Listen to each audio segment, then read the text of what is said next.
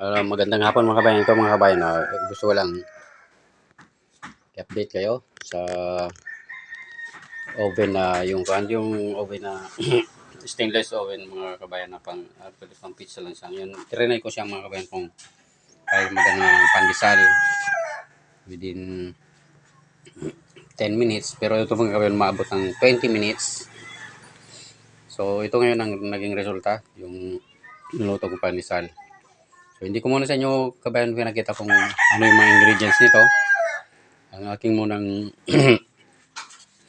ina-update sa inyo ay yung ganito, yung kung ilang minuto naluluto sa ganitong oven.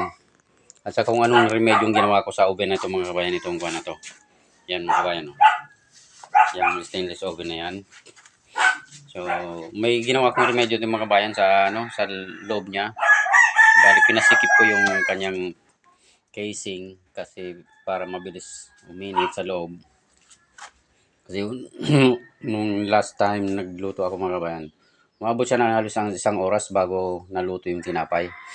So ngayon, ito, naging umiiksi na yung oras, naging 20 minutes na lang. So yan, kabayan.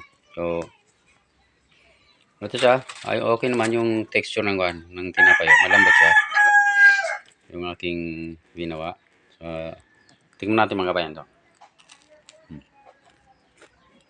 Ito mga kabayan,